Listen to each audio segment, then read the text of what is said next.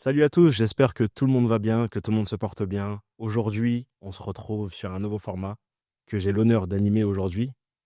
Voilà, aujourd'hui, je suis en face de mon meilleur ami, un ami d'enfance, un ami, on se connaît depuis très longtemps. Aujourd'hui, on a partagé pas mal de choses ensemble. Je suis très très ému d'être face à lui pour justement parler de son parcours, parce que forcément, je suis mieux placé pour savoir que son parcours est très inspirant. Aujourd'hui, on se retrouve dans le Grizzly Show. Voilà, podcast qui a été justement créé par monsieur Serge, qu'on appelle justement dans la vie de tous les jours. Mais aujourd'hui, il va parler de son parcours en tant que coach. Voilà, parce qu'il est devenu coach. On va prendre le temps de parler de tout ça. Je vous demande de faire énormément de bruit pour lui, même si je sais que vous êtes derrière vos écrans, pour l'homme qu'on appelle Grizzly Magnum Coach. Merci. Non, bah, merci pour cette présentation. C'est le lancement du Grizzly Show.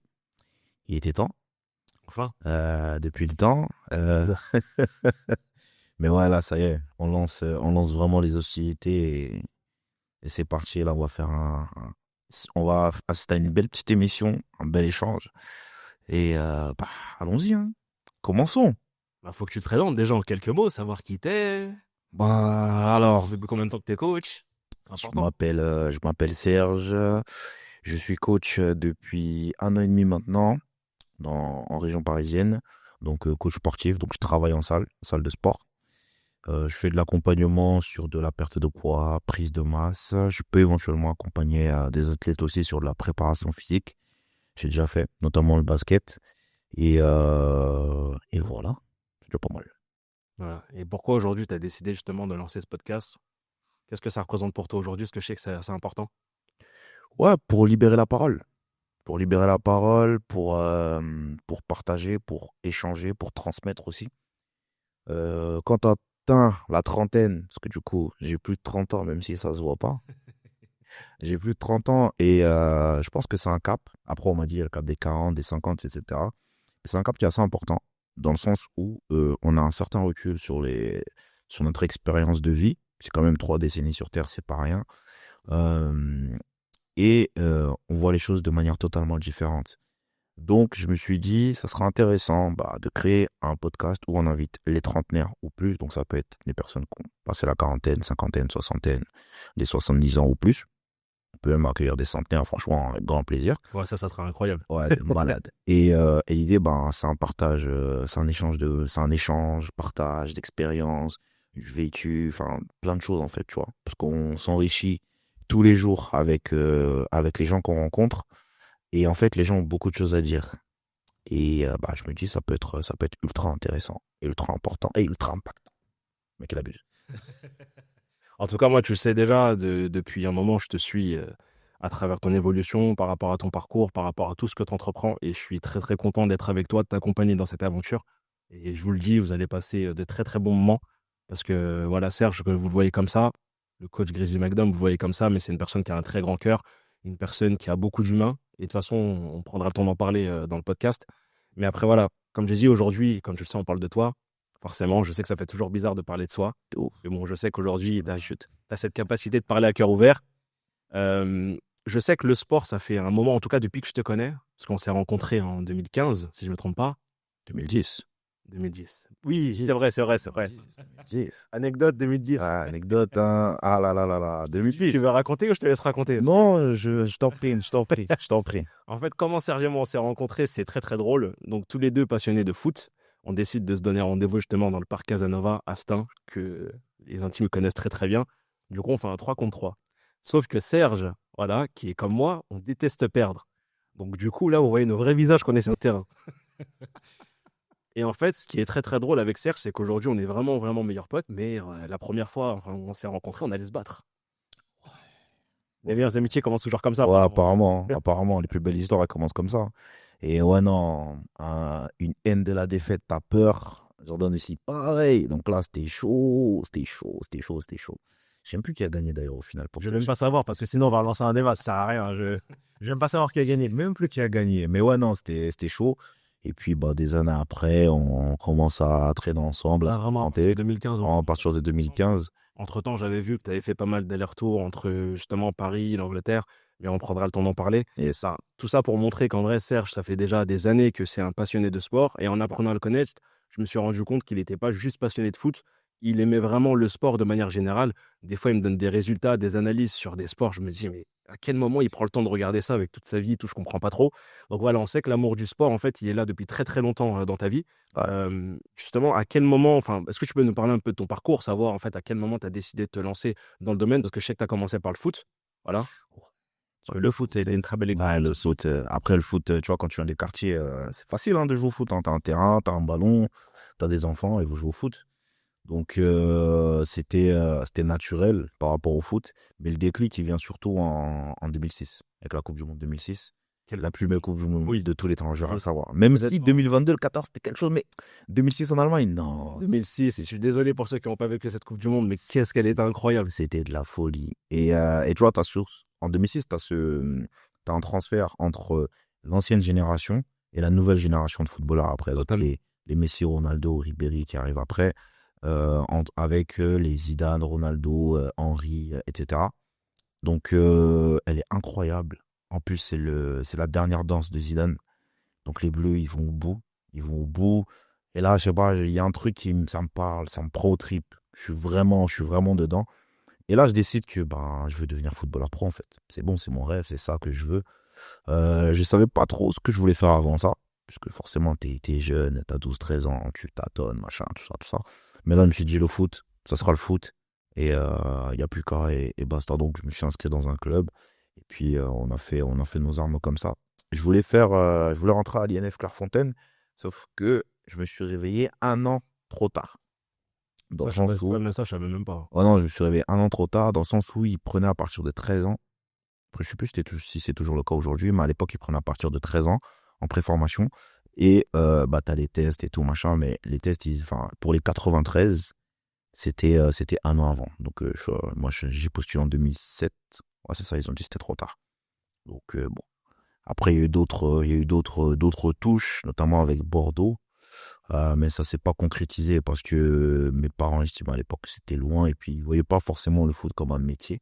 Il y a eu cette barrière-là aussi. Après, il y a eu Nantes un peu plus tard, quelques années plus tard, je crois vers 2008-9 par là, le FC Nantes. On s'était fait repérer avec deux trois potes du foot, on s'était fait repérer. Et pareil, il y a eu un souci, notamment au niveau des parents, parce qu'ils voulaient toujours garder la mainmise sur l'éducation et surtout ne pas perdre le fil par rapport aux études, qui est très important.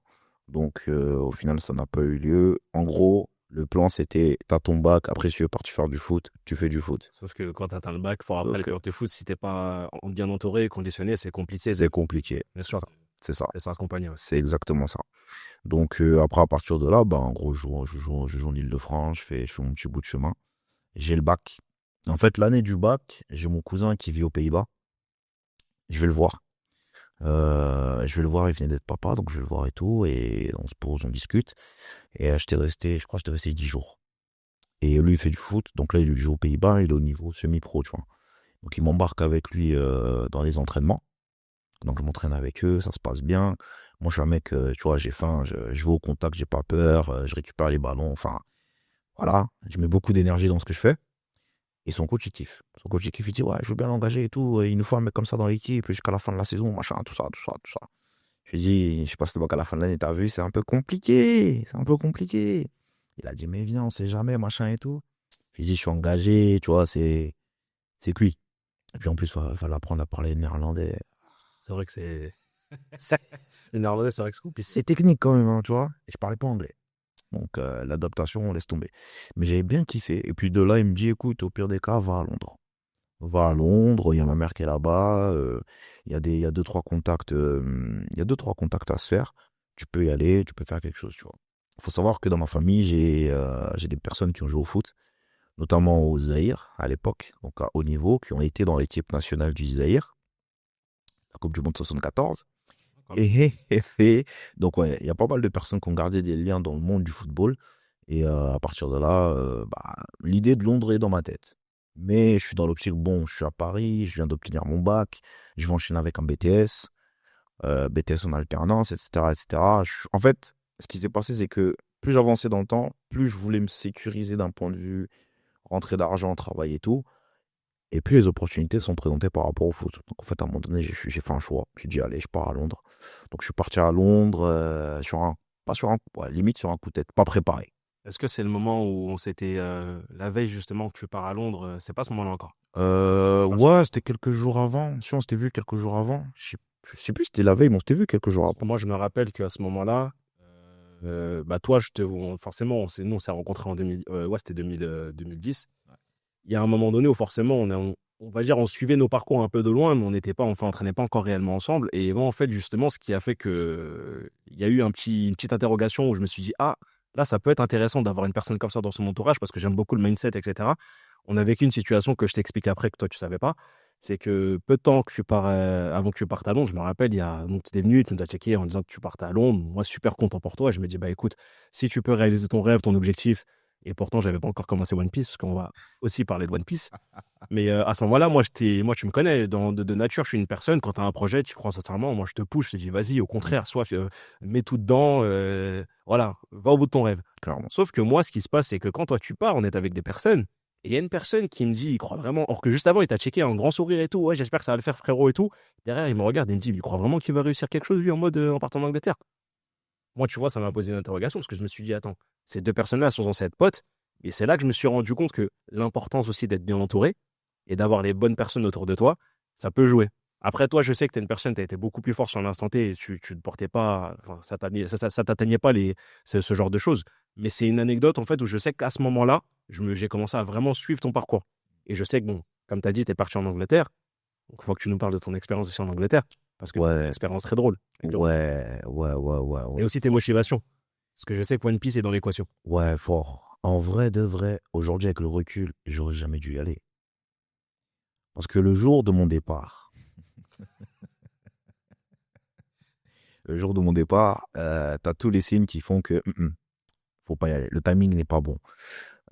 Juste pour revenir sur ce que tu as dit par rapport à cette personne. Alors cette personne, on n'était même pas, enfin on n'était pas amis, on se considérait comme des frères. Ah bah tu vois, comme Tu vois, quoi. donc on se considérait vraiment comme des frérots. Donc faut savoir que nos stages, on les a fait ensemble. Quand on était au lycée, on passait énormément de temps ensemble. J'avais des galères, il était là. Il avait des galères, j'étais là, etc., etc. Donc c'était vraiment un lien fraternel qui, bon, après, aujourd'hui, il fait sa vie, je fais ma vie, tranquille, il y a pas d'animosité. Mais même quand je l'ai appris, ça m'a piqué, moi, bro. Enfin, après, quand tu regardais la relation, enfin, on prenait des chemins différents, tu vois. Donc, bon, la vie est ainsi faite. Et la vie, elle continue. Donc, en vrai, tranquille. Mais ouais, pour revenir sur Londres, le jour où je dois y aller, donc j'ai trois personnes qui m'accompagnent à la gare. Déjà, ma mère, elle me prenait pas au sérieux. Elle dit non, mais il va pas partir. Quand elle a vu que les valises étaient prêtes, quand elle a vu que je commence à descendre, elle a commencé à pleurer. Comment ça, tu pars? Pourquoi tu pars? Mais non, t'es bien ici, pars pas, reste à la maison, nanani, t'as tout ce qu'il faut. Mais non, pars pas. Et j'ai dit, c'est bon, j'ai pris ma décision, je pars. Mais non, reste à la maison, t'as tout ce qu'il faut. Je te ferai à manger, je te ferai des petits plats. Ouais. Elle a essayé franchement, elle a essayé de me prendre par les sentiments, laisse tomber. J'ai dit non, j'y vais. J'étais vraiment en mode, j'y vais. Faut y aller, faut y aller. C'est quand même bien que tu as été ferme par rapport à ta décision, parce qu'il y a eu pas mal de situations qui sont présentées avant, Ouais, et du coup, t'as pas pu les saisir. c'est ça. Donc là, Et là, tu je me avais suis 18 dit, ans, majeur vacciné, donc là, oui, tu pourrais partir. ah, faut y aller. Quand faut y aller, faut y aller. Donc, j'ai trois potes qui viennent me chercher pour me déposer, du coup, à la gare. On y va. Sauf que ce jour-là, c'est bouché. C'est bouché de malade. Impossible. On regarde pour récupérer le RER. Le RER B, il a des galères. Ok. RER D, il a des galères, mais quand on arrive à la gare, à la plaine, il vient d'arriver. Donc, on le chope tout de suite. Et après, donc on est à la plaine Stade de France. Et après, on arrive à Gare du Nord. À Gare du Nord. Après là, c'est là où moi j'ai fait le débutant. Je me suis pas renseigné en fait. Comment on va à Londres? Parce que moi je me dis, tu vas à Londres, tu prends un train, tu pars. Sauf que non, tu as des contrôles, etc., etc. Il faut arriver au moins une demi-heure avant. Moi j'arrive, certes, une demi-heure avant, mais c'est le bordel. Donc j'arrive, j'ai trop d'affaires. Je peux pas partir avec ça. C'est mort. Et non, je suis un mytho. Je suis arrivé, le train il était parti. Je suis arrivé, le train était parti. Le train venait de partir. Ah ouais. Oh non, non, je suis en montant. Le train venait de partir. Donc, là, il se pose deux choses. Soit je rentre bredouille. Et c'est compliqué. soit je repaye un billet tout de suite. Donc je me rappelle à l'époque, j'ai payé 170 balles. J'ai payé 160 tout de suite. J'ai payé 170 balles. Je les ai payés. Ça m'a fait très mal sur le coup, mais vas-y. Fallait les payer. J'avais trop d'affaires. J'ai viré plein d'affaires. Même pour te dire, la dame de l'Eurostar, elle a dit laisser parce qu'elle était toute fine, elle était tout truc. Donc elle a sauté sur la valise pour que les affaires rentrent pour que ça se ferme. C'est n'importe quoi. Donc mon pote rentre avec une valise. Moi j'ai 2 valises. Parce que moi je suis parti, j'ai pris toute ma vie. J'ai pris toute ma vie. Je suis vraiment dans l'optique, je reviens pas. Là j'attends le train. Et là, il y avait une pote à moi, elle commence à pleurer. Oh là là, elle commence à pleurer. Non, mais tu pars, j'ai pas envie que tu partes et tout. Comment on va faire, nanani? On va se poser où maintenant? Parce que des fois, après les cours, on avait l'habitude de se poser. Forcément, un truc classique. T'as tes habitudes en vrai, tu vois. Et mon pote, il dit, elle commence pas à pleurer. Moi aussi, je commence à pleurer. Les deux commencent à pleurer. Je me dis, oh, les gars. Et à ce moment-là, tu partais pour un temps précis ou tu partais sans retour? Je prenais un billet sans retour. Un billet sans retour. Billet sans retour. Donc forcément, oui, on ne sait pas Donc, oui, exactement. Donc, j'y vais. Et vas-y, je dis, bon, ça se calme et tout. Donc, après, j'y vais. Je prends le train, j'arrive à Londres. Première chose que je fais quand j'arrive à Londres, parce qu'il n'y en avait pas à l'époque sur Paris, je mange un Burger King. C'est vrai, parce qu'en fait, il y en avait avant. Il y en avait avant. Avant qu'on était tout petit. Ça s'est arrêté, je crois, début des années 2000. Si je me trompe ça. pas, un truc comme ça, je crois. C'est Et ça. après, ils l'ont remis que depuis là. Ouais, je crois que c'était quoi, un moment, 2013, 14 ou je sais plus, un truc comme ça. Ah ouais. À ce moment-là, il n'y avait pas de Burger King. Donc, je suis parti à Burger King direct. C'est ma cousine qui me réceptionne. On va à Burger King. Et après, on rentre et tout. Donc, je suis plein d'enthousiasme. Je suis full of joy. Clairement, je suis déterminé, etc., etc. Et bon, à partir du moment où tu vas, t'es solo. C'est toi et toi, tu vois. Même si tu as de la famille qui est pas très loin, c'est toi et toi. Et là, faut cravacher, faut charbonner. Donc là, je trouve un petit club où je peux m'entraîner au moins 1 ou 2 fois dans la semaine. Je m'entraîne un petit peu de mon côté et tout et tout. Mais tu vois, même là, à l'époque, aujourd'hui, quand je vois, je dis en fait, ce que je faisais, c'était de la merde, clairement. Parce que si j'aurais eu des notions, si j'avais eu des notions, Je savais que ça allait te reprendre. ouais, là. Si j'avais eu des notions sur la connaissance du corps humain, en termes de préparation physique, les choses auraient pu être différentes. Mais bon, avec des si, on refait le monde. Et donc j'arrive. Mais si on gagne une Coupe du Monde. Non, je rigole. Elle est pas mal. Voilà. Ah, elle est pas... Non, elle est pas mal. C'est toujours comme ça. Hein. Ah, non. On reste jamais sérieux très longtemps. Non, c'est désolé. Non, elle était drôle celle-là. Ouais. Même si j'ai un peu le seum pour cette Coupe du Monde, mais ouais, non, tranquille. On vous oublie pas les Argentins. On a une revanche à prendre 2026. Et ouais, donc en fait, ce qui se passe, c'est que je m'inscris du coup dans une école pour apprendre l'anglais. Je trouve un petit travail à côté. Donc, je faisais un petit peu les ménages, etc., machin et tout, avant de changer pour pouvoir bosser dans tout ce qui est vente, dans un premier magasin de vente au départ. Et tu sais, j'ai ma tante qui, à l'époque, après, ma tante, elle est mentalité à l'ancienne. À l'ancienne, c'est très... Faut toujours sécuriser. Sécuriser, oui, c'est vrai. Tu vois. Aujourd'hui, avec ce qui se passe, tu te rends compte que c'est trop important. Quand on est jeune, on s'en rend pas compte, malheureusement, mais on doit passer par. En fait, avec l'expérience, l'expérience des anciens, machin. Toujours avoir en fait un minimum de sécurité. Exactement. Et moi, je suis jeune. Qu'est-ce qu'elle me raconte? Je suis jeune, tu fous.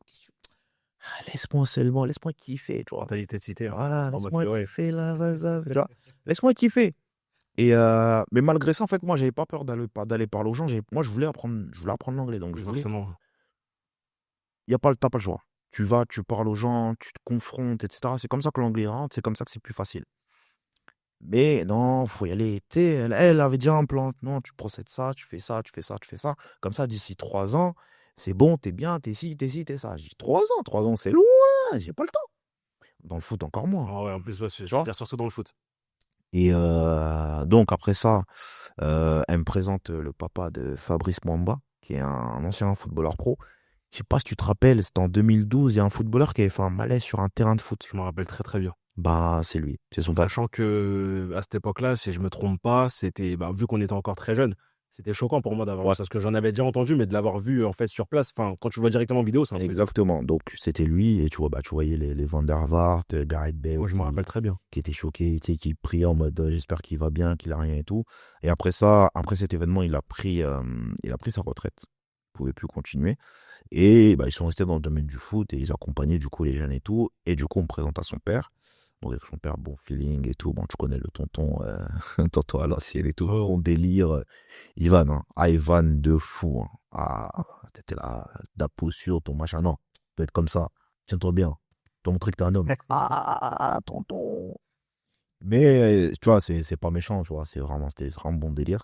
Et suite à ça, je réussis à intégrer une équipe pour les entraînements, donc qui est semi-pro.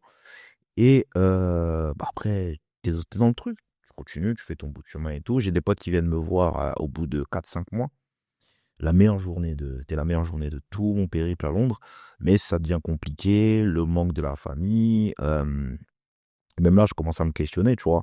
Est-ce que c'est réellement ce que je veux faire? Parce qu'en fait, je suis éparpillé, on va dire, parce que entre les cours, entre le travail, machin et tout, parce que faut quand même faire rentrer un peu d'oseille, il faut quand même payer un petit peu, faut payer ce que tu dois payer au niveau de, Ouais, de charges, des locations, machin et tout, donc ça te prend beaucoup d'énergie, tu vois. Et à côté, tu finis, tu dois aller t'entraîner, tu as les entraînements, machin et tout, et ce qui était frustrant, c'est que moi, je jouais pas, tu vois. Dans le sens où j'ai pas pu faire, j'étais pas dans les temps, j'étais pas dans les temps au niveau pour pouvoir faire ma licence, donc c'était un peu compliqué. Et juste tu t'entraînes, après l'entraînement, bon, on voit que t'es bon, machin et tout, mais Ouais, vu qu'il n'y a pas la licence, tu peux toujours pas jouer. ça, C'est embêtant. c'est frustrant, donc bon, faut gérer ça. Et ça suit son cours, on arrive fin de saison, ouais, fin mai, début juin, par là. Et là, la question se pose vraiment, parce que ma tante aussi, elle me challenge de l'autre côté, tu vois, en mode, tu connais les tantes pour te motiver. Non, mais de toute façon, tu n'y arriveras pas, t'es nul. Là. Ah, mais Donc toi, on met du temps à comprendre que ouais, tu vas être toi, mal. c'est ça, en fait. Toi, sur le coup, tu dis, elle veut me casser, et Ouais, machin et tout. Donc, c'est vraiment compliqué. Et en fait, il se passe un truc. Je fais un match amical. Ça se passe très bien. Je fais le match, je fais un gros match et tout, super. Il y a un deuxième match amical, pareil. Je le gère et tout, super. Et donc, je me dis, ok, ça donne encore plus de confiance. Là, dans ma tête, je suis clair, saison prochaine, je suis là. Objectif, 10 buts, 10 passes D. Voilà. On continue, on c'est continue, on lancé. continue. Ouais, je suis lancé. Sauf que de l'autre côté, les charges, en fait, la vie de tous les jours me pèse tellement, ça me fait tellement chier que, vas-y, en fait, petit à petit, je mets moins d'énergie dans le foot. Ouais, parce Je qu'en mets fait, plus d'énergie de l'autre côté. Parce que, mentalement, ça t'a pris, ouais. exactement. Ouais, Et après, en vrai, je me dis, mais en fait, je suis fou.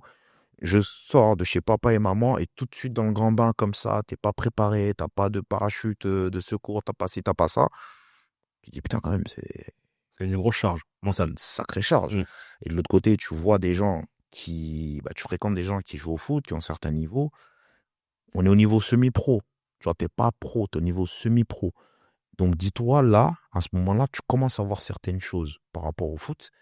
Les meufs qui viennent voir les mecs, parce que tu sais, les meufs, c'est un projet à long terme. Genre. Je leur en veux pas, tranquille, c'est une manière de voir les choses.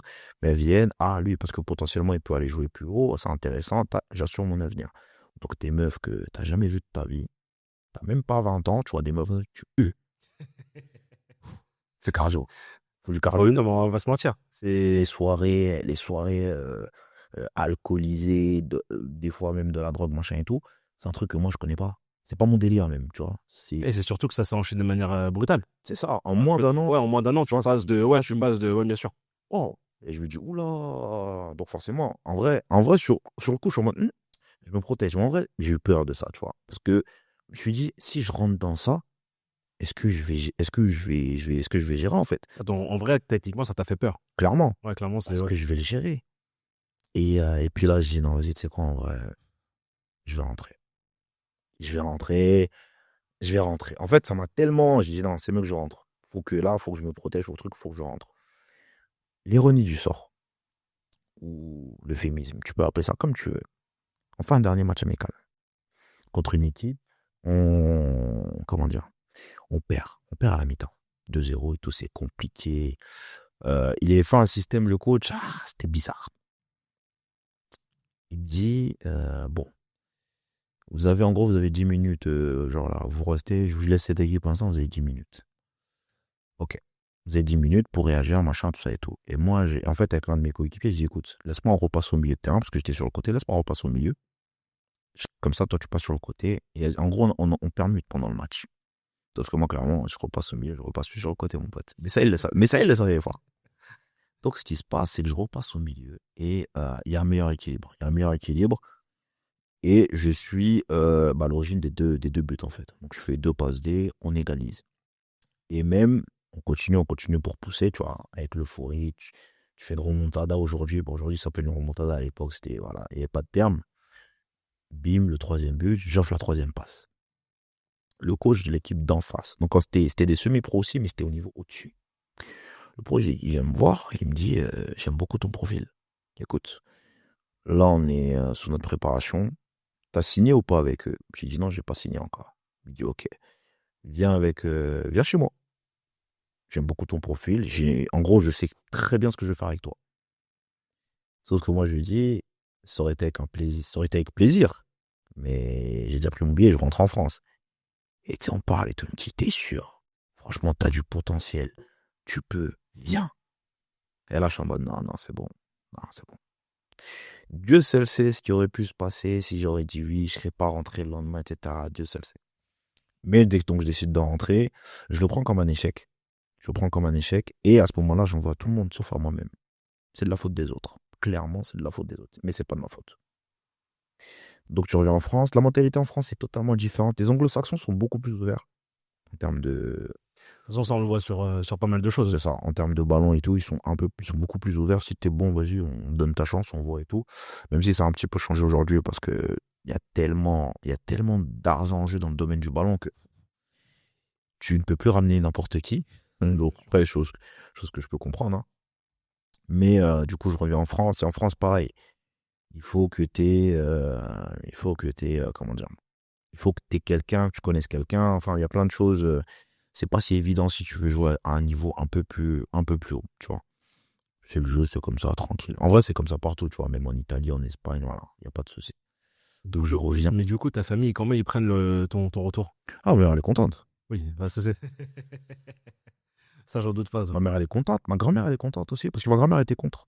D'accord. Ma grand-mère était contre.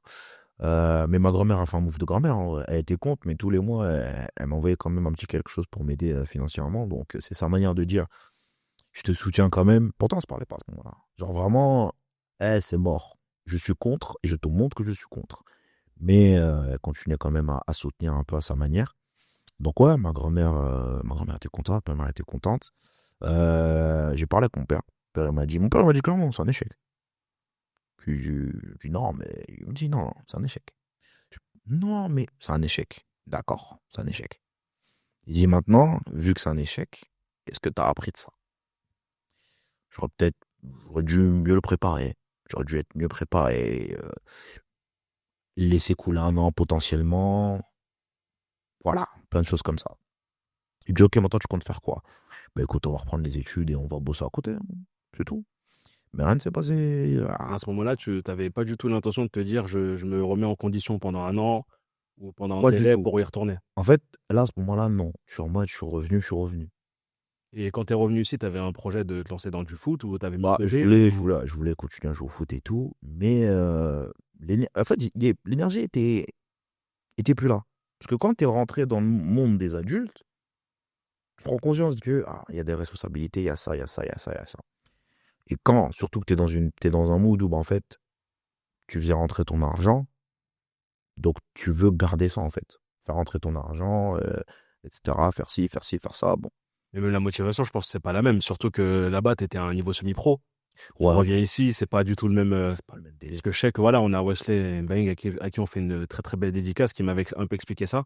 Que quand il est passé de l'Angleterre à revenir où il est joué avec le Michael Owen, tout ça et tout, et qu'il revient après jouer en France, il expliquait qu'en termes d'énergie, en termes de vivacité, plein de choses, c'est pas méchant. C'est pas... Mais quand je passe un niveau en dessous, c'est compliqué de remettre la même énergie. Ouais, non, Ou notamment la première. En plus, lui, il a goûté à la première ligue, tu vois. Donc, c'est ça. ouais. C'est très compliqué. Et du coup, bah, en fait, je pars full études. Sauf que, en vrai, je vois que j'ai plus l'énergie non plus pour les études. En fait, ça y est, faut bosser. Ouais, c'est bon, t'es rentré dans le monde. Ouais, ça y est, en vrai, Ouais. faut bosser. Donc, je bosse. Entre-temps, je fais un service civique où je suis coach dans le domaine du ballon. J'ai une équipe de U13 à l'époque dans un club, le SC Juni. D'ailleurs, dédicace à eux. Bah, je fais ça pendant une bonne partie de l'année 2014, hein, en vrai. Ouais, c'était Coupe du Monde. C'était l'année 14, ouais. Je fais ça une bonne partie de l'année 2014. Et après, bon, mon contrat, il s'arrête. Je voulais enchaîner avec un BPGEPS déjà à l'époque dans ce domaine-là, mais j'ai pas réussi à obtenir les financements. Donc, je suis parti sur autre chose.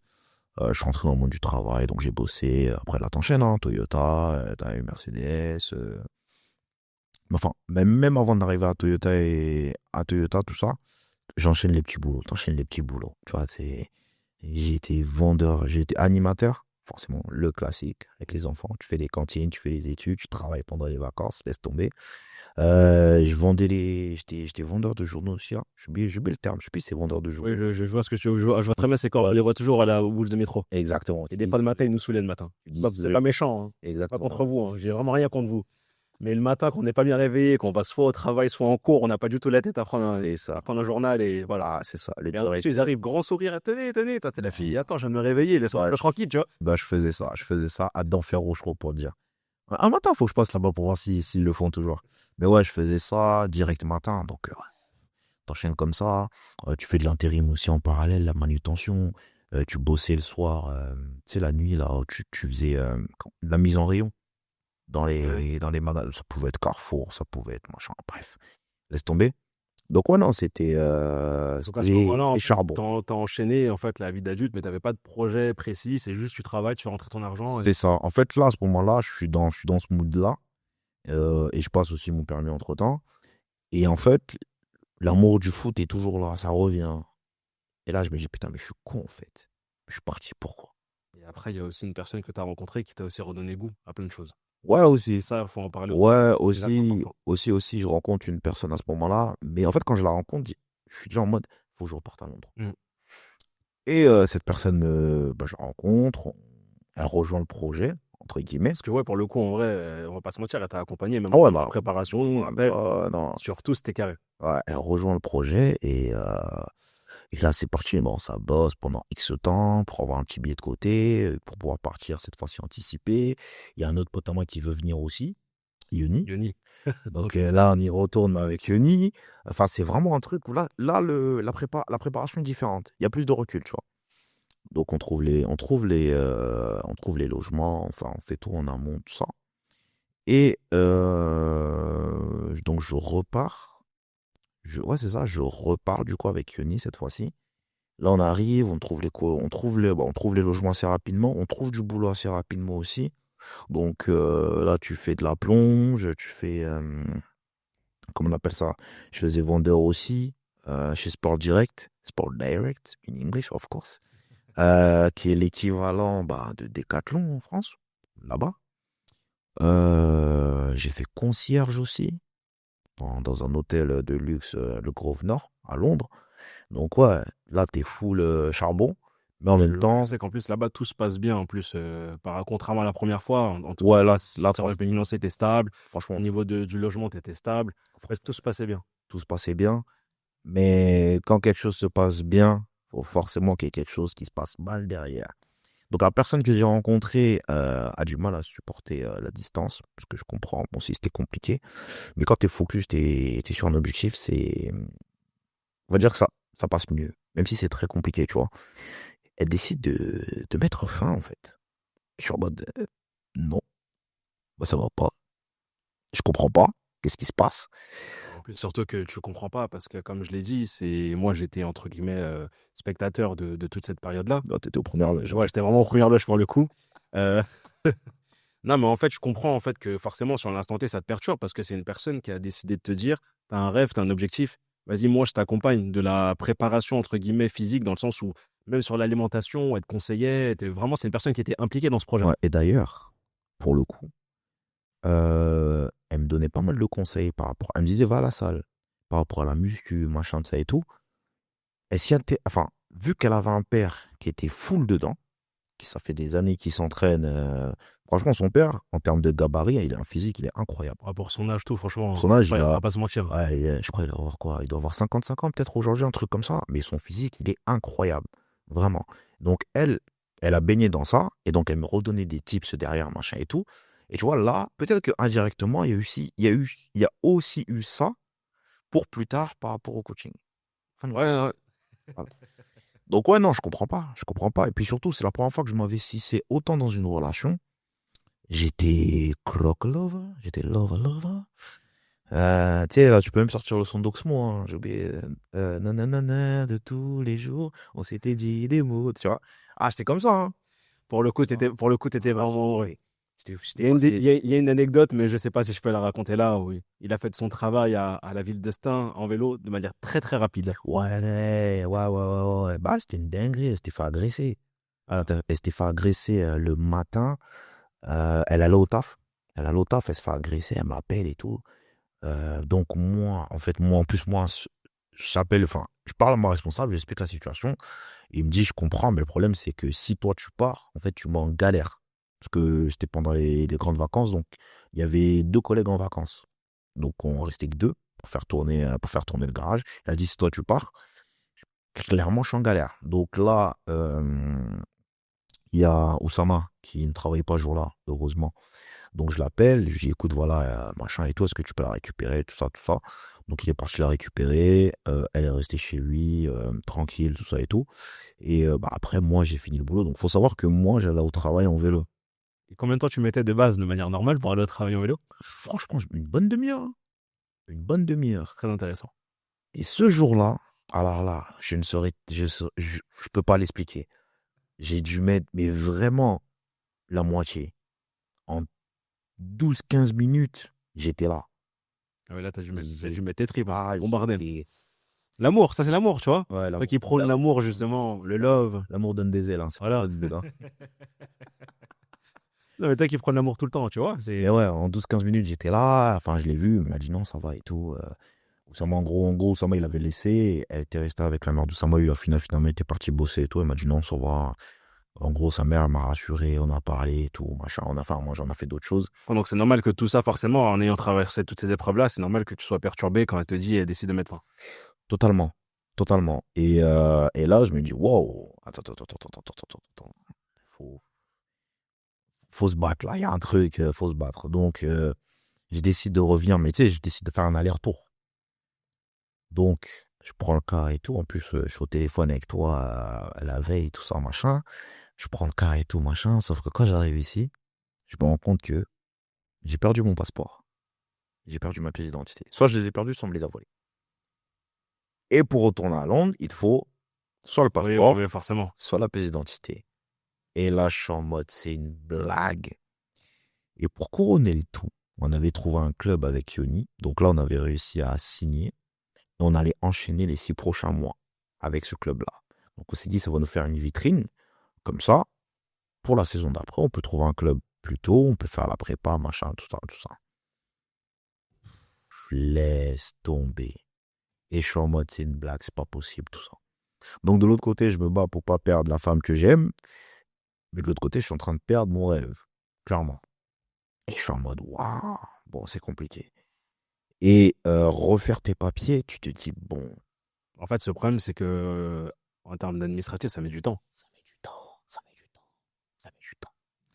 Donc je suis coincé. Donc au final, là, j'ai pris un billet. Donc même le billet retour que j'avais payé,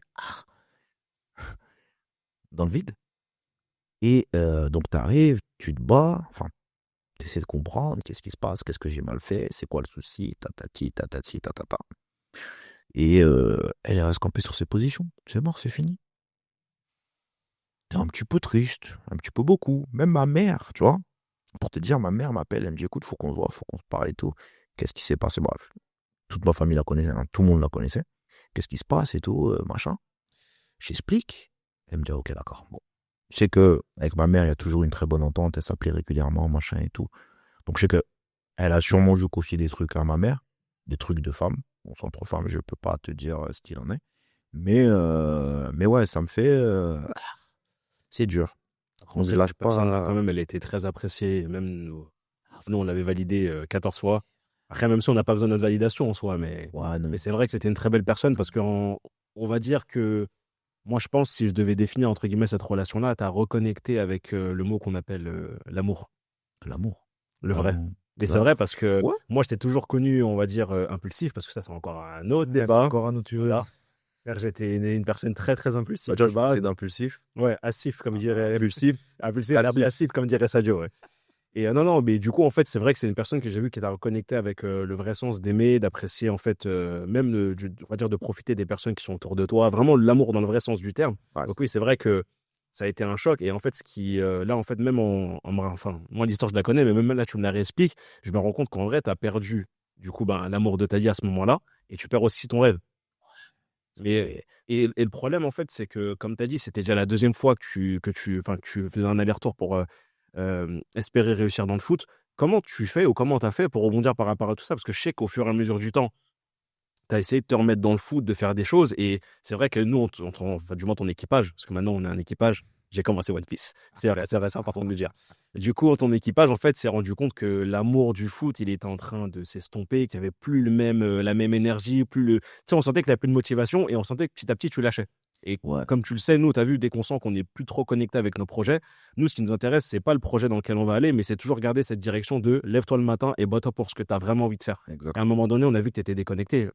Par rapport. Et comment toi, tu as fait pour rebondir par rapport à tout ça? Parce que c'est vrai que nous, on l'a vu d'un point de vue extérieur, mais moi, je sais pas vraiment, enfin, je sais pas réellement comment tu l'as vécu. On était encore, je sais qu'on avait encore une forme de pudeur sur de se confier sur les choses comme ça qu'on vivait, qui est lié à la dépression, tout ça et tout.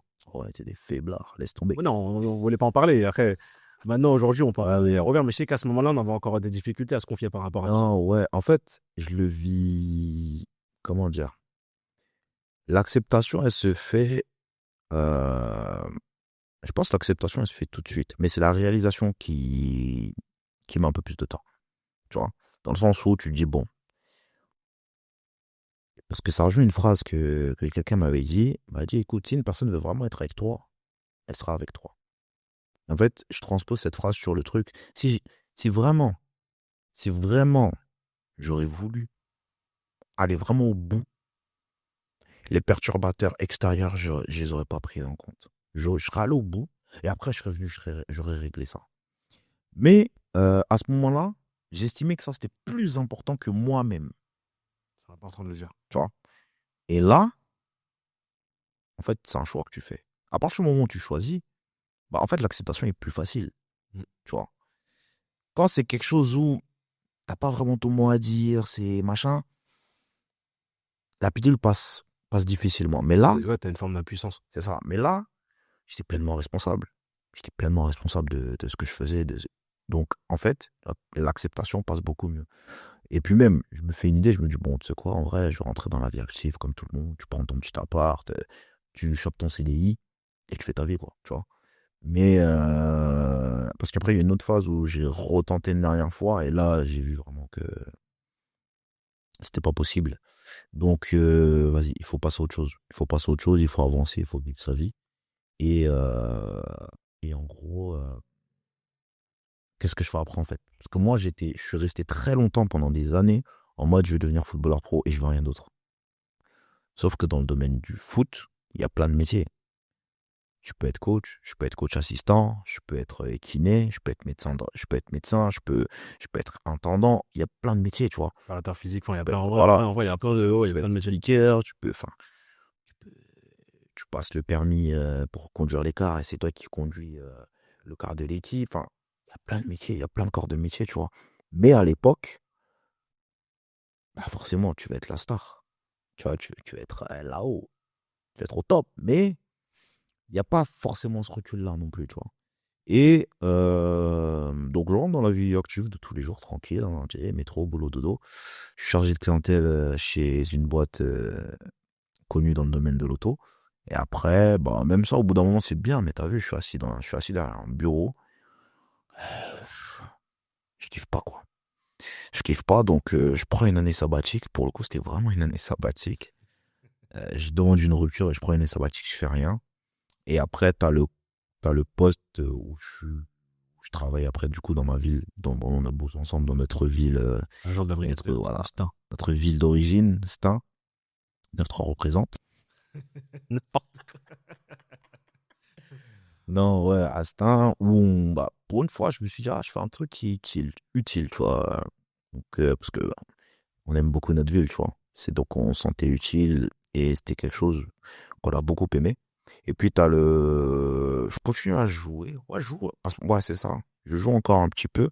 Mais tu vois, ce qui est marrant, c'est que plus j'avance dans l'âge et plus je continue à jouer, et plus mon corps me parle. Donc, je me blesse beaucoup. Je me blesse beaucoup. Et bah, à un moment donné, je dis, bon, ouais, en vrai, tu sais quoi, on va arrêter un peu tranquille. Tu sais, même des fois, c'est même plus un plaisir, ça devient une corvée, même à la longue. Tu vas t'entraîner, tu kiffes aller t'entraîner, mais des fois, tu finis le travail, tu prends ta voiture, il y a les bouchons et tout, t'arrives, tu vois l'entraînement, il y a 4 personnes, 5 personnes, 6 personnes. Des fois, vous êtes deux. Tu vois, même si au bout d'un moment, ça te mine le moral. Après, je suis redescendu à des niveaux, je suis redescendu en termes de niveau, tu vois. Il y a plus le même coffre qu'avant, il y a plein de choses aussi. Donc, forcément, les gens à ce niveau-là, ils sont en mode, frérot, je t'aime bien, mais t'as vu, je dois payer des factures, j'ai des enfants, etc., etc. Donc, c'est un autre état d'esprit, tu vois. Et là, après, tu dis, bon, vas-y, arrête. Et puis, un événement qui change la vie de tout le monde, en fait.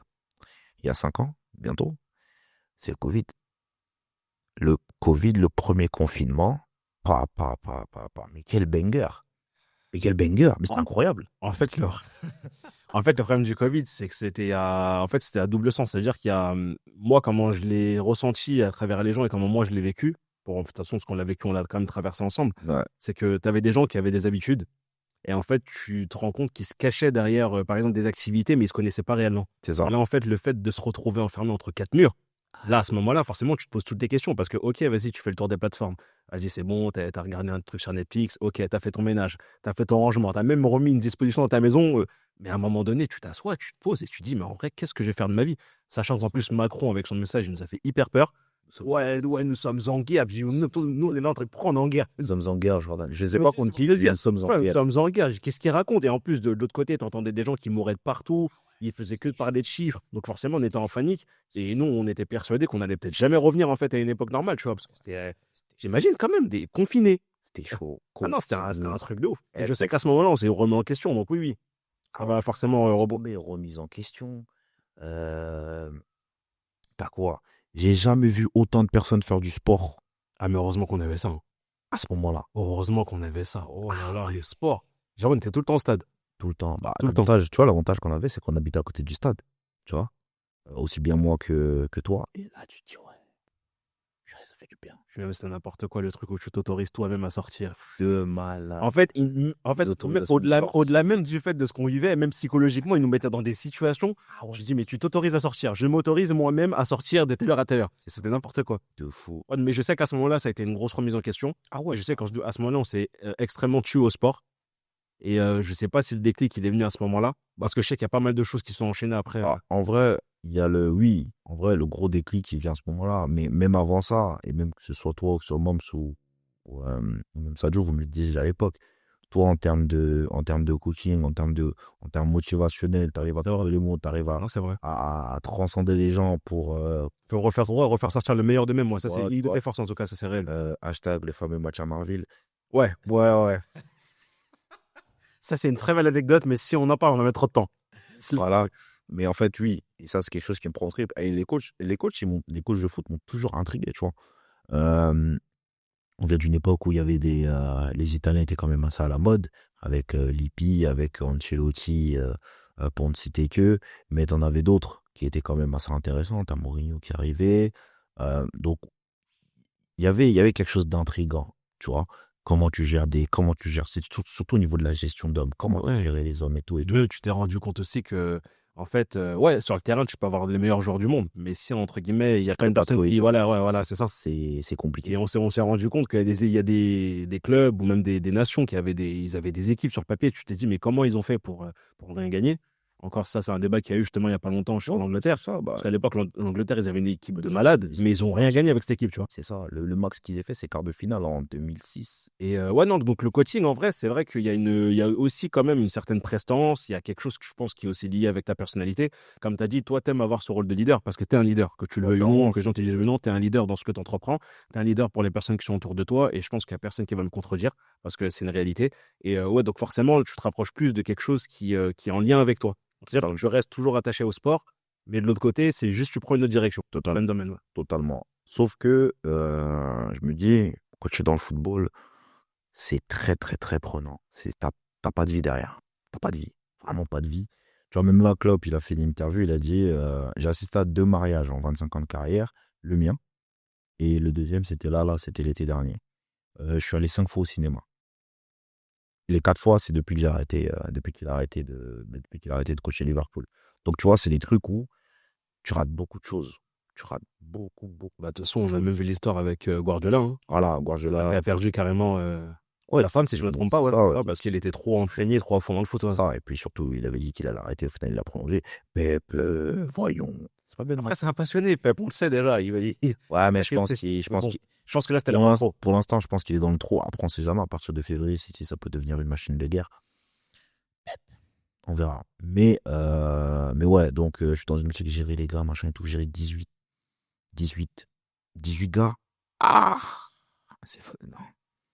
Donc, tu as le coaching sportif, préparation physique, où c'est plus intéressant, temps individuel. Ça commence à me parler beaucoup plus. À la base, je voulais faire STAPS. Mais c'est compliqué de retourner sur les bancs de l'école et sachant que tu as un loyer à payer. Voilà. Du coup, ce qui se passe, c'est que ça germe pendant un certain temps. Je rencontre quelqu'un quand même qui a son importance par la suite. Et j'ai ok, vas-y, je vais me préparer pour. Sachant qu'à l'époque, on travaillait avec Alexandre, qui lui aussi se remettait dans le mood justement par rapport au coaching. Donc on parle énormément, on parle que de ça, on s'entraîne ensemble, machin et tout. Donc ouais, ça y est, je suis dans le mood, ok, je vais faire ça. Je trouve, t'as les BPGEPS, où en un an, tu as ton diplôme et tu peux coacher derrière. Je me dis, ok, je vais partir sur ça, sachant que tu peux faire de l'alternance et tout, tu es quand même payé, donc t'es pas si perdant que ça au change, tu vois. Donc, c'est vraiment à ce moment-là, tu décides de dire, je me lance en tant que coach. Exactement. Ok. Et ce qui se passe, c'est que je décide de me lancer et il y a quelque chose qui change quand même la vie, qui change complètement ma vie, tu vois. Regarde, tu vois, tu perds déjà tes moyens. Ça, c'est complètement ma vie. Je deviens papa, tu vois. Un petit gars. Qui est né à la sortie du film. Le film Batman, totalement, totalement. C'est une anecdote aussi, sa naissance, mais bon. On en reparlera une autre fois. Et ouais, en fait, donc je deviens père, donc des responsabilités. Enfin, t'as la vie de quelqu'un entre tes mains. Tu vois. Donc ouais. Là, tu te dis non, non, non. C'est maintenant que je dois changer les trucs. Parce que si je change les choses après, ça, quand il est un peu plus grand, ça va être un petit peu plus compliqué. Donc c'est maintenant qu'il faut changer ça. Et du coup, on se lance. Je prépare les tests et tout, machin. Et ce que je fais, donc je m'inscris à un truc. Et je vais passer les tests. Je devais juste passer les TEP. Enfin, tu dois valider les TEP. Après, une fois que tu as validé les TEP, là, tu peux aller faire les tests dans les écoles, etc. Tu choisis l'école, tout ça. Donc, moi, je pense m'être plutôt bien préparé. En fait, je me suis préparé comme une merde. J'ai fait n'importe quoi. Il n'y a rien qui allait. Et au début, je voulais faire la double mention. Donc, cours collectif et haltéro et muscu. Mais cours c'est bien. C'est vraiment un bon délire. Mais je me suis rendu compte que non. C'est pas quelque chose qui. Ouais, oh non, non, voilà, tranquille. Par la suite, donc, musculation, haltéro, je me dis, je vais rester focus sur ça, c'est très bien, ça me va. Et donc, la première fois, je foire mes TEP. Mais je foire mes TEP, donc je suis en fouteux, je foire mes TEP sur l'exercice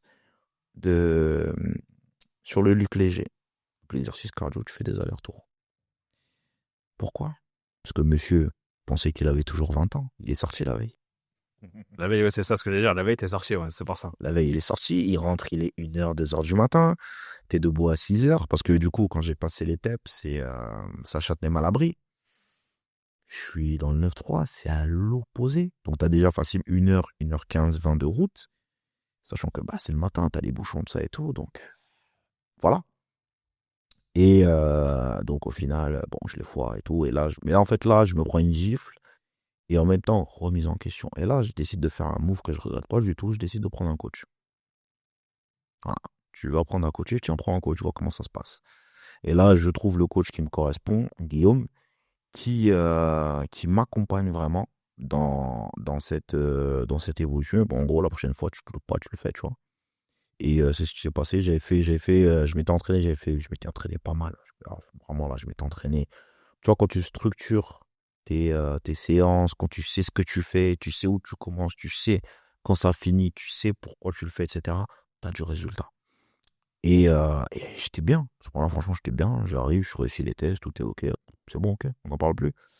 Et là, du coup, Wesley me fait rencontrer Stéphane. Stéphane, qui est le fondateur de Surface, qui, Stéphane, crée son école, donc Surface Academy. Et du coup, il fait passer les BP. Donc Stéphane, on se voit, on accroche de fou, franchement, bon délire et tout. Ok, vas-y, c'est bon. Donc je dis, vas-y, ok. De base, je voulais le faire à l'IMF. IMF qui est clairement le Real de Madrid, Ok. en termes de formation. Oui, bien sûr. Mais, euh, mais aujourd'hui, bon, je l'ai bien senti avec Stéphane. Et puis même, il me dit, vas-y, si tu viens avec moi, je te cale dans un de mes studios, tu feras vraiment du coaching. Tu vois, les studios de Stéphane, c'est en one-one avec la personne, tu fais sa programmation, tu l'accompagnes, donc tu coaches vraiment, tu vois. Donc ça, tu t'emmagasines de l'expérience, tu vois. Alors que potentiellement, dans les gars qui sont dans ta promo, eux, ça dépend où est-ce qu'ils font le stage. Il y en a qui trouvent aussi qui coachent, mais t'en as qui potentiellement sont à l'accueil, Et puis tu vois. même pour avoir rencontré Stéphane Fitex, je pense que la mentalité qu'il a, de manière générale, en fait, elle matchait totalement avec ta Ouais, personnalité. exactement, exactement, c'était ça. Et bah, tu vois, par exemple, il y a un gars de ma promo qui, lui, était à l'accueil et des fois, il servait des bières. Oui, il y a une salle de sport où tu pouvais.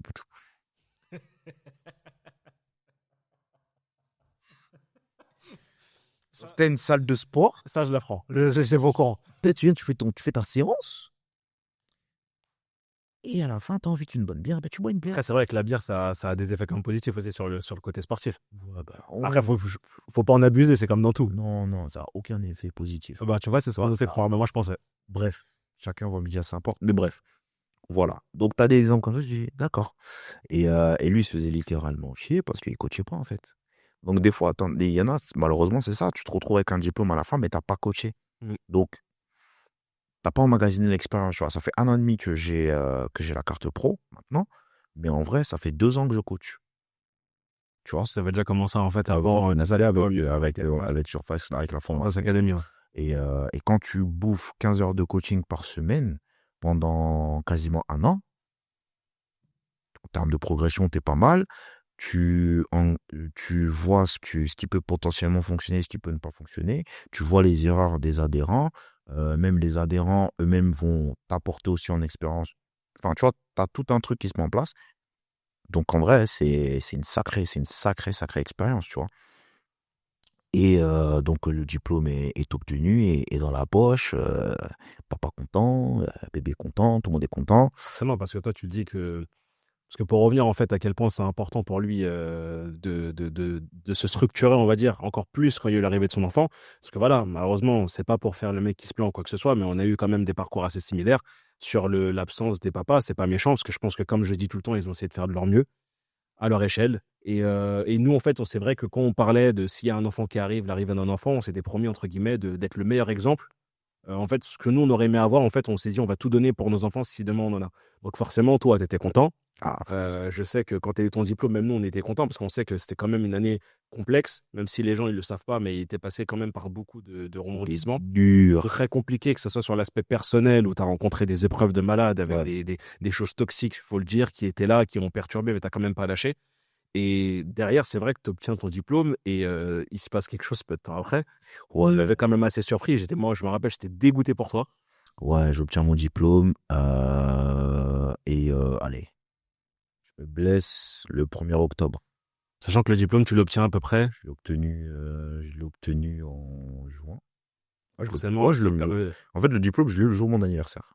et après, forcément, vu que c'est un peu Et creuse, après, t'as les vacances braconnières, scolaires, voilà, et tout. Je suis vraiment chill. Tu sais, tu redescends. Donc, à partir de septembre, tu reprends, tu enchaînes. Et en 1er octobre, rupture du tendon d'Achille. en plus sur un mouvement. Sur un mouvement. Et sur une reprise d'appui au foot. Le foot, encore. Et c'est vrai qu'à ce moment-là, bah forcément, tu avais quitté la fonction publique pour tout donner justement Ouais, clairement. avec ton diplôme. Et c'est vrai que c'est une question, moi, qui m'a toujours. Enfin, je me suis toujours interrogé par rapport à ça et je me suis dit qu'aujourd'hui, ça peut être le bon moment pour te poser la question. Mais c'est que comment tu fais pour. Enfin, comment tu as fait déjà mentalement pour rebondir, parce qu'aujourd'hui, tu marches, tu refais du sport, parce que tu me coaches actuellement. Donc, aujourd'hui, on sait que tu es bien, que t'es dans un bon élan et tout. Mais à ce moment-là, en fait, il se passe quoi dans ta tête? Parce que tu te dis, de l'autre côté, tu vas assurer l'avenir, entre guillemets, par rapport à ton fils. Mm. Donc, du coup, je dis fils avec la mère qui suit, etc.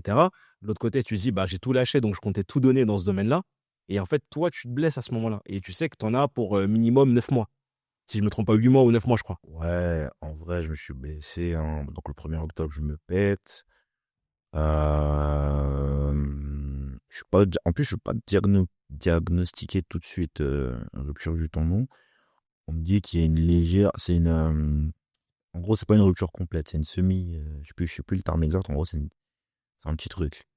Donc le chirurgien, je l'ai pas vu tout de suite. Quand je l'ai vu, il m'a dit, ah c'est pas, ah d'accord. Il dit, mon gars, il est cuit là ton tendon. Là, faut le plâtrer, faut tac, tu bouges plus. J'ai dit, mais je bosse. Ah mon gars, tu peux plus bosser, hein. Ouais, T'es c'est soit ta obligé, santé, oui, t'as bien sûr. navette, t'as l'arrêt. Donc j'ai le plâtre pendant un certain temps, la première fois. Et après, faut le retirer. Donc il me donne une botte de marche. Sauf que lui voulait que ça se résorbe, ça se reconsolide naturellement, sans faire l'opération. Et en fait, il se trouve que ça n'a pas pris. Donc au final, je me suis retrouvé avec un trou au niveau du tendon. Et ben, opération. Donc là, je viens de perdre facile 1 mois et demi, là, déjà, juste avec ça. Opération le 27 novembre. Le 27 novembre. Et après, une fois que l'opération a été faite, là, pareil, plâtre à nouveau, l'infirmière qui doit passer, faire les pansements, etc., etc. Là, je suis vraiment là. En fait, dis-toi, de octobre jusqu'à ce que je retire tout ça en... Je l'ai retiré quoi? Mi-janvier, je crois. Un truc comme ça. Donc, je suis à l'arrêt complet. Je peux pas... Bah, en fait, je continue à coacher un petit peu, mais là, les personnes, elles viennent à moi, globalement, parce qu'il y a une salle de sport à côté de chez moi. Et il y a quelques personnes qui venaient quand même.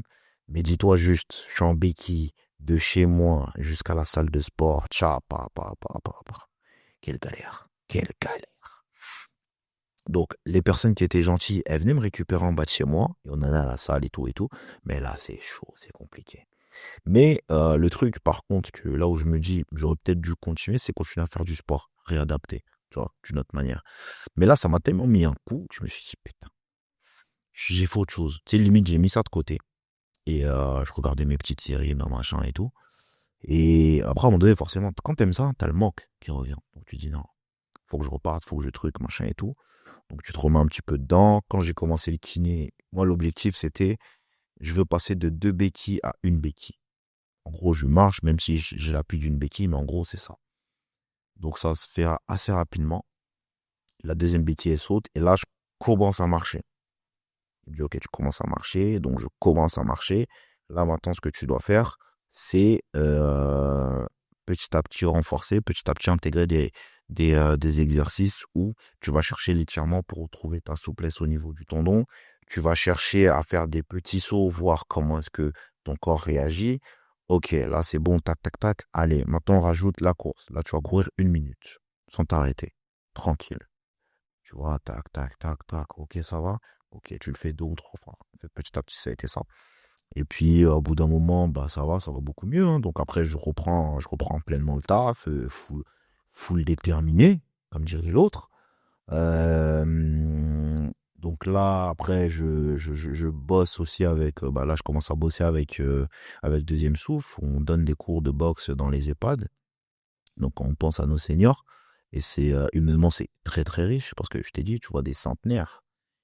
Euh, Waouh, en pleine forme.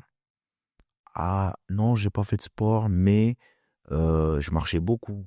Mais je faisais du vélo, j'ai toujours aimé faire du vélo. D'accord, peut-être pour eux, c'est rien. En fait, Ouais, parce c'est qu'en des, fait, on a tendance à minimiser les c'est choses. ça, mais c'est des moves qui t'aident en fait bah, t'aident à rester en bonne santé le plus longtemps possible. Tu vois?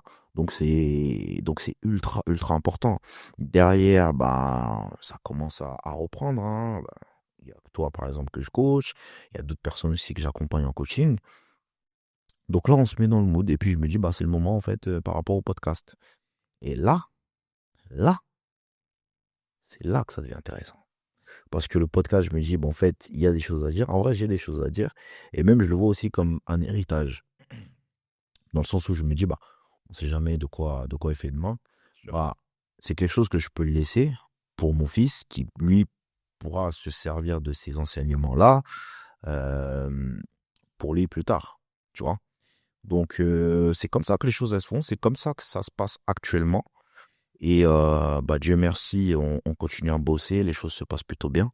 Donc, ça avance. Doucement, mais sûrement. Mais ça avance. Moi, il y a un point sur lequel j'aimerais revenir parce que, comme tu le sais, bon, il y a deux points surtout. On va commencer par le premier. Le premier, c'est ta vision en tant que coach. Parce que moi, tu as vu, par exemple, aujourd'hui, je suis coaché par toi. Et c'est vrai que moi, j'avais des réticences à reprendre justement le délire d'avoir un coach ou d'être accompagné. Parce que souvent, quand tu vas sur les réseaux, et bien sûr, je dis pas que tout le monde est comme ça, mais tu as l'impression en vrai que tu vas passer un sale quart d'heure avec les coachs qui vont te tuer psychologiquement et tout. Et c'est souvent, je me suis rendu compte, enfin, c'est ce qui freine les gens, entre guillemets, à bosser avec un coach. Et je sais que toi, tu as une vision particulière où tu as une écoute. L'aspect mental, en fait, est pris en compte. Et juste parler en fait de ta vision, parce que moi je t'ai toujours dit que ta vision en tant que coach, comment tu accompagnes, comment tu écoutes les gens, comment tu prends des nouvelles tout le temps, savoir si tout se passe bien, etc. C'est quelque chose que, moi après voilà, comme je dis, je connais pas tous les coachs, donc je peux pas savoir si tout le monde fonctionne comme ça, mais je sais que ton approche, en fait, tu te sens serein, tu te dis je peux reprendre le sport de manière correcte, et même quand ça fait longtemps que tu n'as pas fait de sport, parce que moi c'était un peu ma crainte, je me suis dit ah ouais Serge, il va me tuer, je vais revenir, j'aurai la flemme au bout d'un mois, et au contraire en fait toi tu as adapté en fait l'entraînement en fonction du temps où j'avais arrêté le sport, et je sais que ça pour moi c'est un point qui est hyper important, et c'est quelque chose que tu dois mettre en avant, parce que pour moi c'est juste une de tes plus belles forces à travers ce que tu fais aujourd'hui qui est le coaching. Quelle est ta vision par rapport à ça? Comment tu vois le coaching? Comment on t'aborde? Comment on te contacte? Comment ça se passe une séance avec toi? C'est important pour moi. Je pense que c'est important que les gens soient au courant de tout ça. Ouais. Bah, en fait, si tu veux, tout ce que tu peux voir sur Instagram, bon, déjà, tout n'est pas vrai. Déjà, c'est beaucoup surjoué par rapport à l'algorithme, machin et tout, mais bon, ça, c'est le jeu. Et même de l'autre côté, en vérité, si une personne veut vraiment atteindre son objectif, elle va forcément souffrir. Que ce soit, ça peut ne pas être physique, mais ça sera forcément mentalement. Parce que, euh, comme le dit Guillaume, tu le fais pour élargir ta zone de confort, mais comme dirait le commun des mortels, tu le fais pour sortir de ta zone de confort. Ça, c'est juste une perception. Là, c'est toi qui choisis ce que tu veux faire. Maintenant, tous les coachs, en vérité, les coachs, ils vont adapter. Maintenant, il y a le côté aujourd'hui qui joue, c'est il faut du résultat rapidement. Le temps. Le temps est compté, c'est vrai, parce qu'on n'est pas éternel, mais même au-delà de ça, il faut faire comprendre aux gens que si tu veux du résultat durable, il faut que tu prennes le temps. Dans le sens où tu auras plus de résultats sur 6 mois étalés que si je te dis, viens pendant un mois, 2 mois, je te bute, je te donne du résultat. Mais le truc, c'est que en fait, ce résultat-là, tu l'auras, mais c'est après. Qu'est-ce qui se passe après? Sachant que dans ce résultat-là, bah, tu vas perdre ce que tu souhaites, oui, mais tu vas pas forcément, le gain de muscle ne sera pas forcément conséquent, euh, etc. Tu vois. Donc, moi, la première chose sur laquelle qui est important pour moi, c'est, ok, tu te coaches, d'accord, mais est-ce que tu as le temps? Oui ou non? Ok. Tu es pressé par le temps? Très bien, on peut quand même bosser. Mais tu verras qu'après, ça sera bizarre. Parce que l'idée, c'est aussi de faire comprendre aux gens, prenez des bonnes habitudes pour vous et pour votre santé. Donc, on va partir sur quelque chose où, si demain on ne travaille plus ensemble, c'est quelque chose que tu peux garder, Exactement. tu vois. Tu gardes quelque chose. Je te laisse quelque chose. En fait, je te laisse un bébé. Bah, maintenant, le bébé, fait le grandir, tu vois. Et ça, c'est ultra important.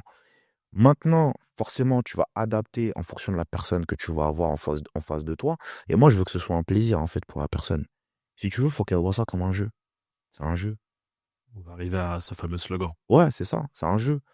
C'est un jeu parce que faut que tu trouves, là, je parle du coach, il faut que tu trouves la chose qui fait plaisir à la personne, qui fait plaisir à l'élève que tu accompagnes.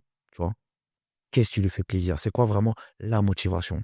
Comme ça, elle sait que quand je serai sous la barre, en train de faire un squat ou en train de faire un développé couché, ou en train d'apprendre à faire des tractions, même si c'est dur, le chemin est tellement intéressant et tellement attrayant que je lâche pas l'affaire. J'y vais. Je continue.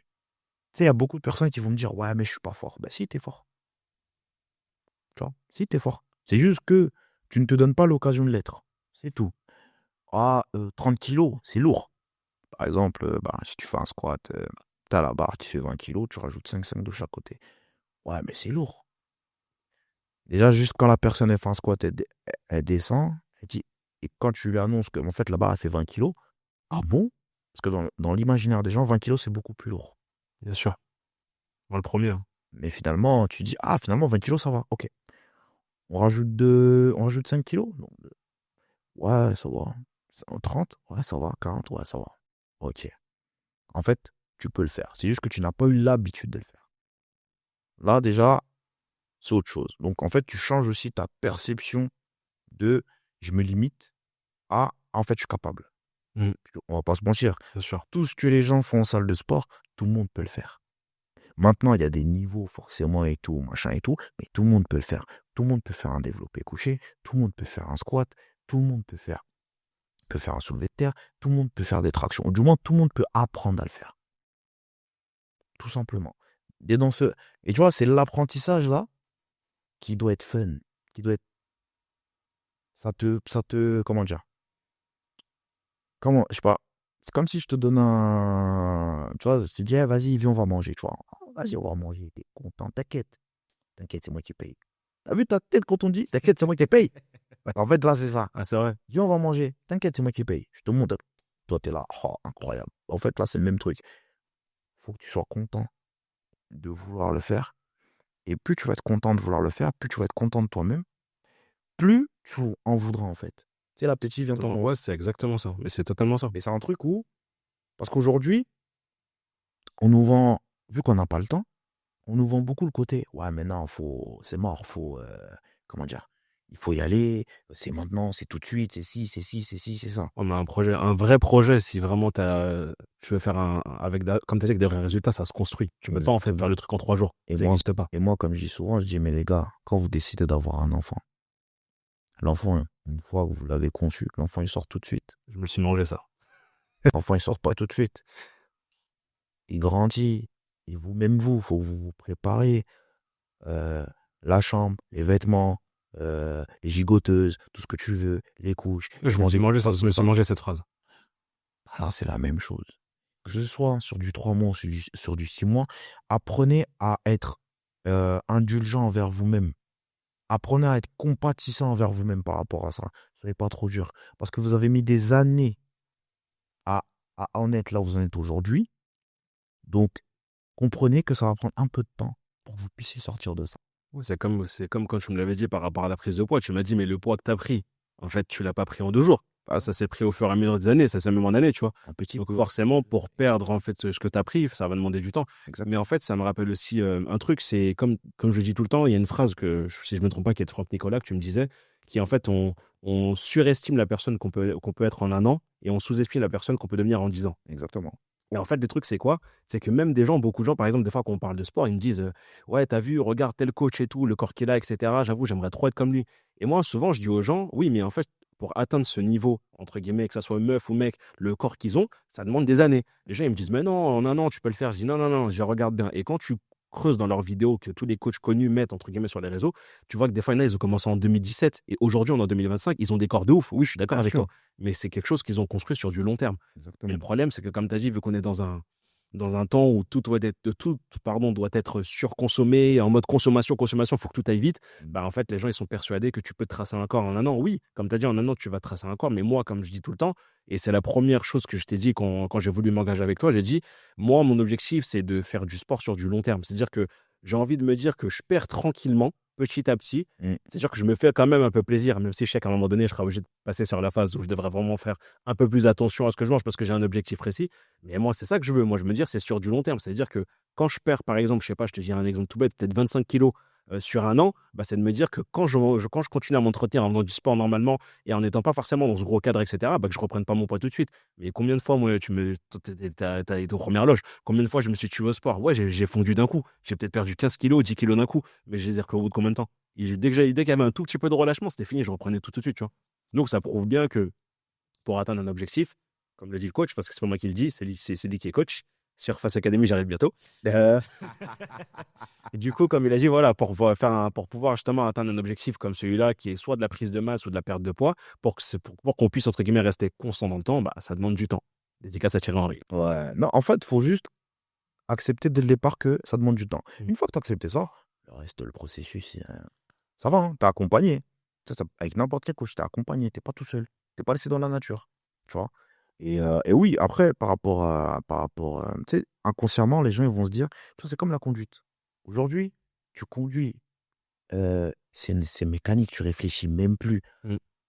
Tu as les réflexes, tu regardes dans le rétro, tu sais, tu as les réflexes.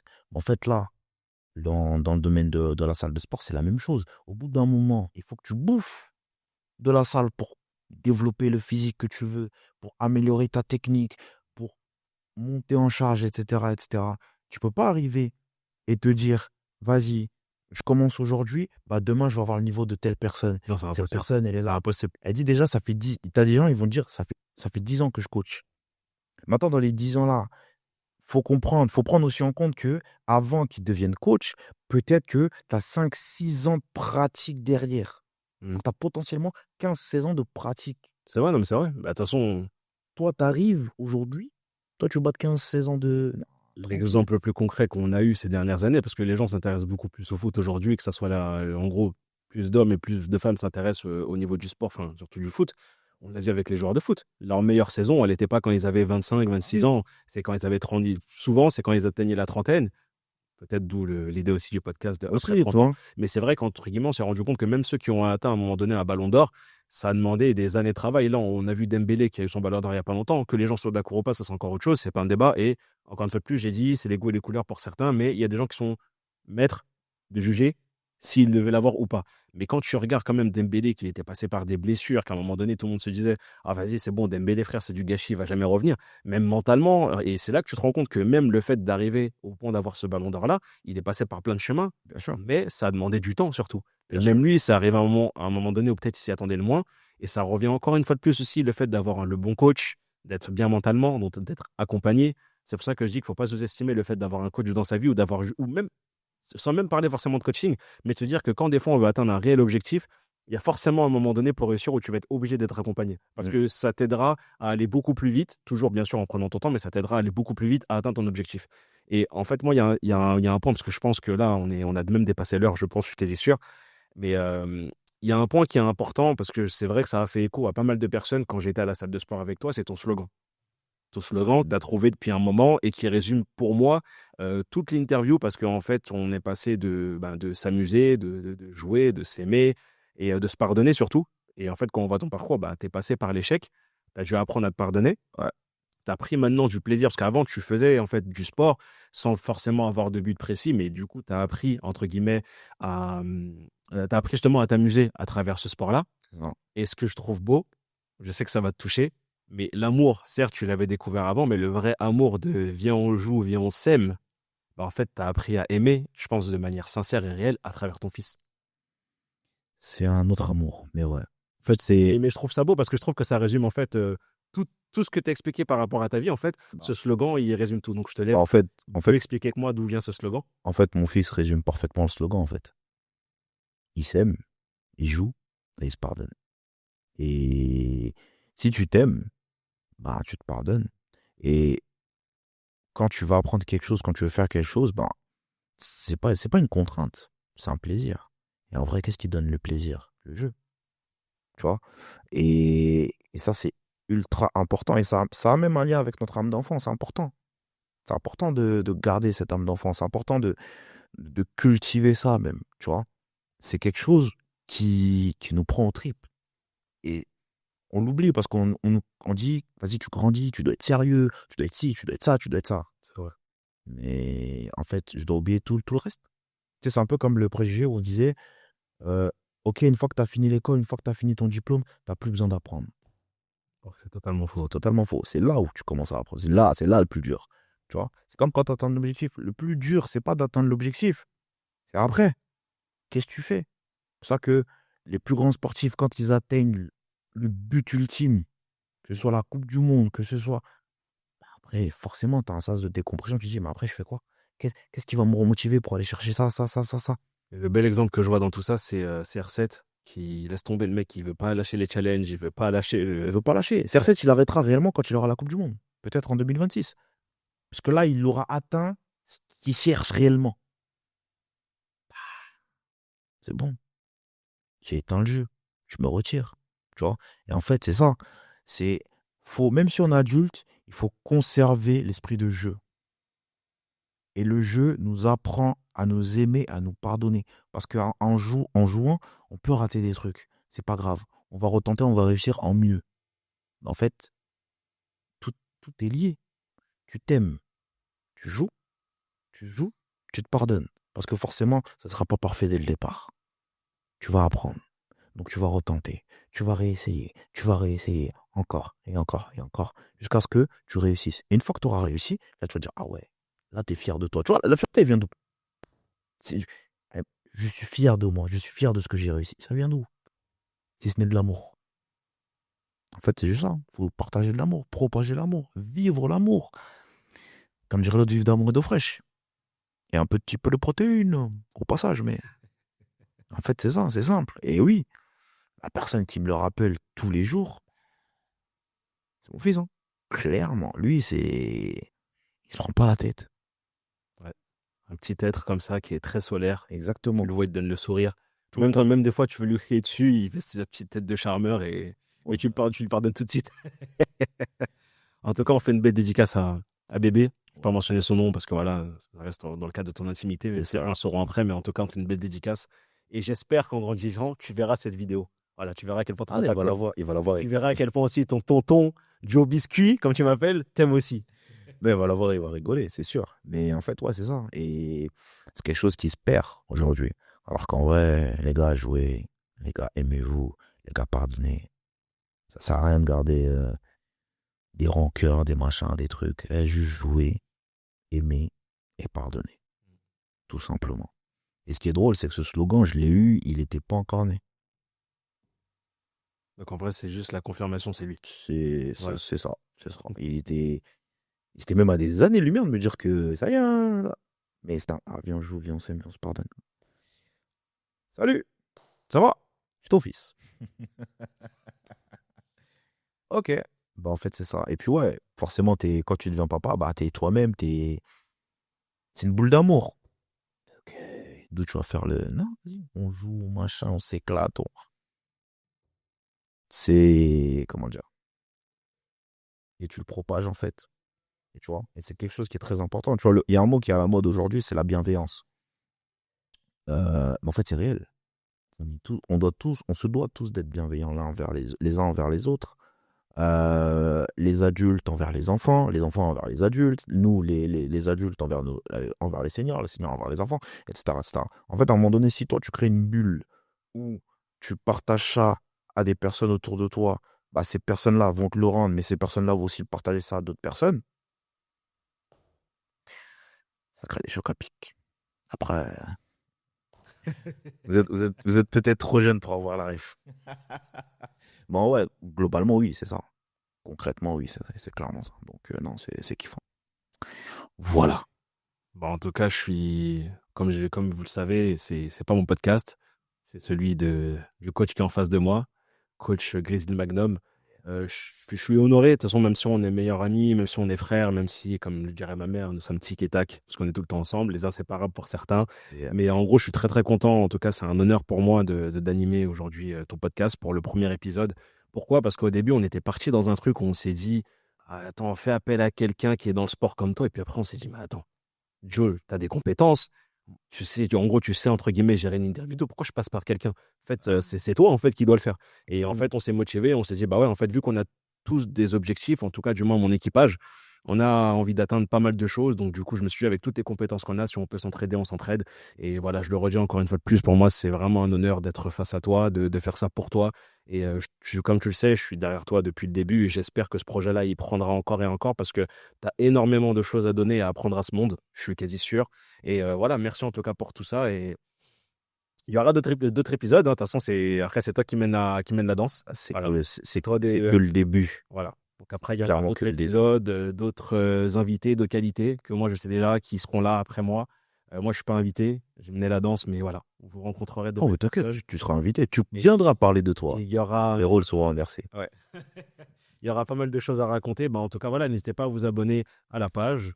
Justement, du coup, Grizzly Show. Le Grizzly Show, l'Instagram est créé, YouTube, allez sur Spotify, Apple Podcasts, Deezer, donnez de la force, mettez des notes. Je vous promets que c'est une très belle aventure qui commence. Soyez-en sûrs. C'était Joe Bilal pour le Grizzly Show. Non, on peut finir sur ça, hein. C'était Joe Bilal pour le Grizzly Show et on se dit à très très vite et à bientôt, hein, pour de nouvelles aventures. Cheers.